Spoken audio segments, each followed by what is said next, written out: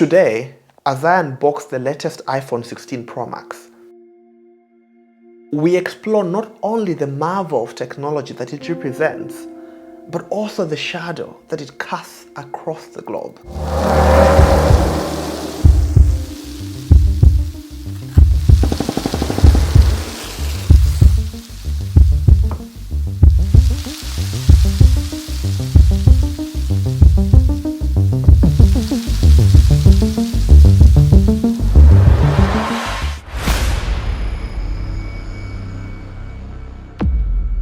This video is not a deep dive into the story of genocide, instability that has happened in Congo. Instead, there are two voices that I'm going to link in the description of this video, and I'm going to urge you to follow these two individuals. Mzee Elvis Katoto and Moses Sawasawa are two critical voices, two Congolese people that are directly reporting from the current heart of the conflict in Goma that you should follow on all social media platforms.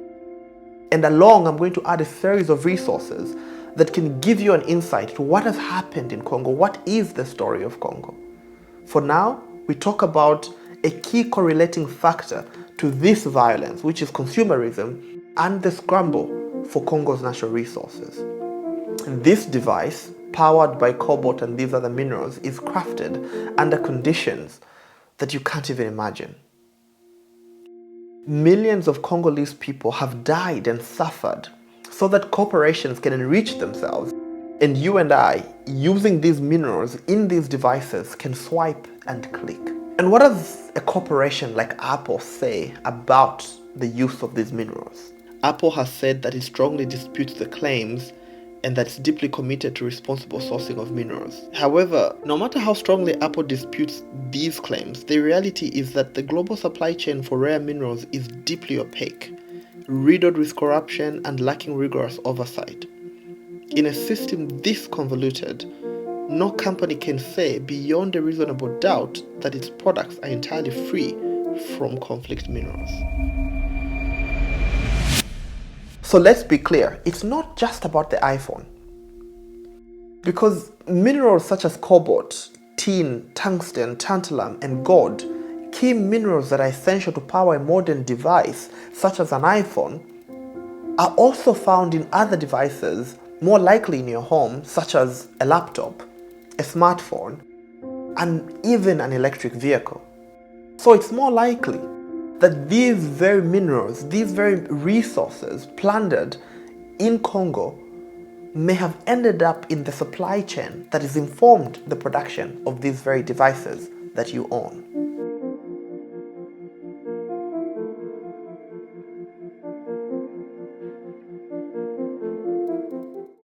In the early days of HIV and AIDS activism, the phrase "silence equals death" was a powerful and strong condemnation of the apathy and inaction that existed.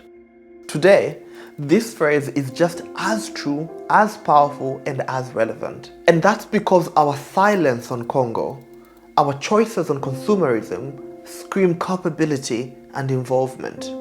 In this modern world, we pride ourselves on connectivity, on being global citizens. Yet, how connected are we to the lives on the other end of our consumption? On the other end of a supply chain that gives birth to a device such as this one that we so depend on a daily basis? See, the people of Congo have never needed our pity, but they've deserved and needed better than our silence. They've deserved and needed action. As consumers, every purchase we make sends a message. Are we endorsing exploitation, or are we advocating for ethical practices?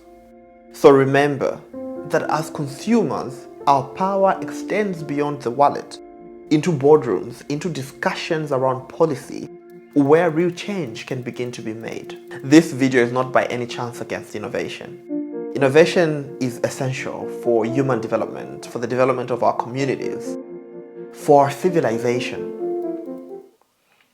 But innovation does not have to come at a cost of human life and human dignity. Innovation can be designed in such a way that it even lifts up the most vulnerable among us. And it doesn't have to occur at their cost. So it's time to think, to question, to demand better. Not just better technology, but a better world that works for all of us, including the most vulnerable among us. Remember that as consumers, we have immense power.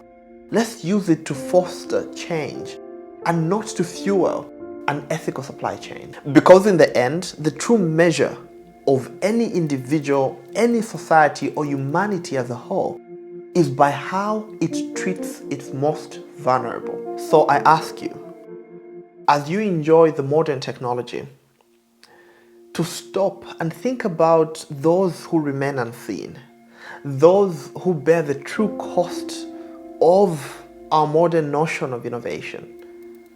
And I hope it inspires you to act. So what can you and I do? Well, it starts by asking the right questions. For example, we can ask, what kind of supply chains inform the production of this device in my hand? As consumers, we can choose to support brands that prioritize ethical sourcing of materials that inform the production of what they sell us. Finally, we can choose to not be silent. And the way this looks like, it begins by first informing ourselves on the facts, on the history, on the reality of Congo. We can choose to amplify voices of Congolese people that are reporting across the countries, some of which I've already cited, that are reporting directly from Goma at the heart of the current escalation. You can choose to share a video like my own to inform your family, your friends, the people around you on the reality of what is happening in Congo and how we have a role to play through consumerism. Remember that we are the market. We can shift the tide. For there to be supply, there has to be demand. And as consumers, we can choose and change what and how we demand.